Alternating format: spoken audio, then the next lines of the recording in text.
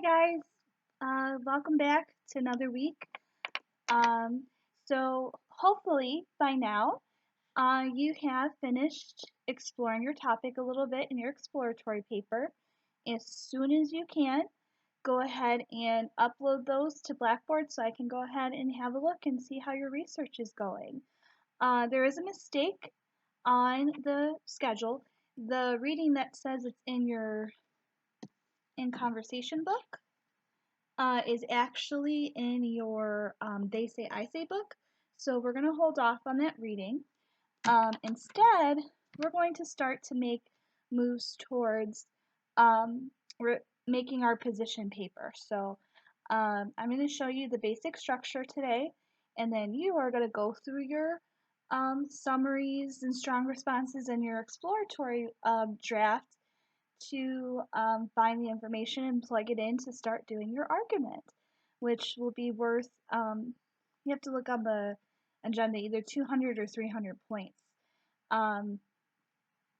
So it's a significant part of your grade. And your portfolios are worth 200 points. Those are going to be done. They're almost done. I have just a couple more left to do, and I will upload those to Blackboard so you can see how you did.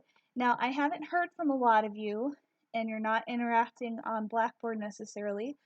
So I just want everyone to touch base with me. I want to know that you're getting the instructions and that you're not getting left behind. So I'll be doing my best to kind of send emails out, try to touch base with anyone I haven't heard from or talked to.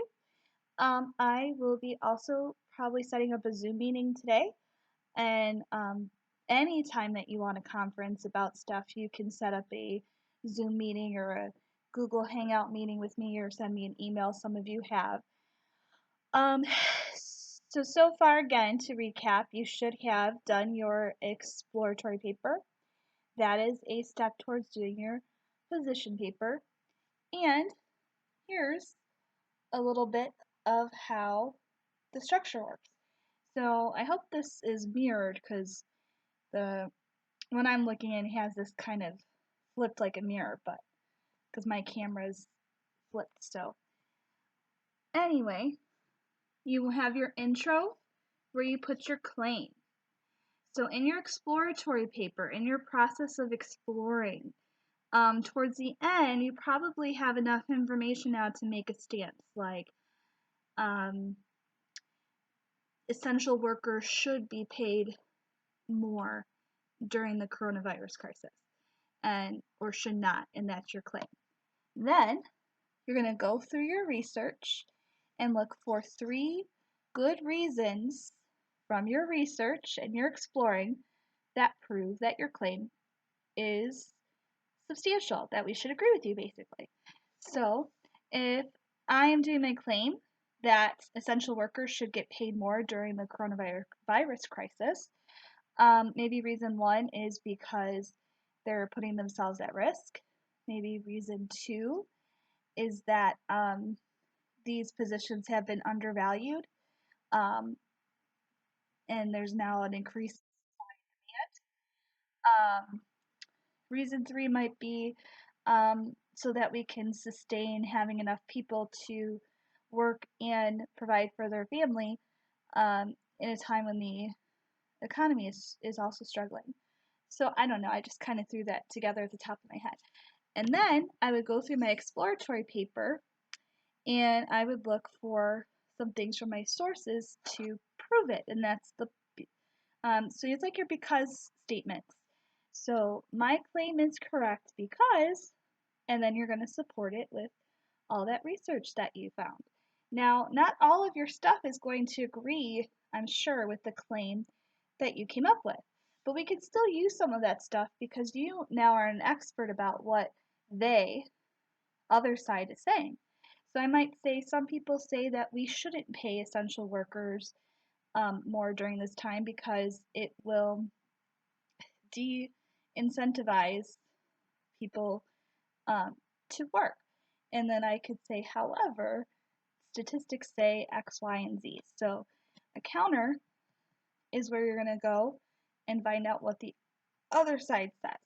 And then in your conclusion, You're going to restate your points from above, make your final case, and restate your claim. This is the tried and true basic outline for a traditional argument. And I do have a copy of that you could either download. It might be a PDF. It's a PDF you might have trouble downloading and typing in it, or you can print it out, or you could do it on a separate sheet of paper. So that helps you to organize the stuff that you found. So your step this week would be to make sure you have a claim. So search through that exploratory paper for that. And then maybe going in through and selecting what pieces of evidence you think you want to start to use in your paper. So I hope this helps, this little crash course on the structure of what this revision process is going to look like from your exploratory into a traditional argument. Again, I will make myself available through Zoom and through Google Hangouts. If you want to send me anything through Google Docs, you can. Of course, uploading it to Blackboard. And if I haven't heard from you, which is quite a few people, please let me know that you're okay.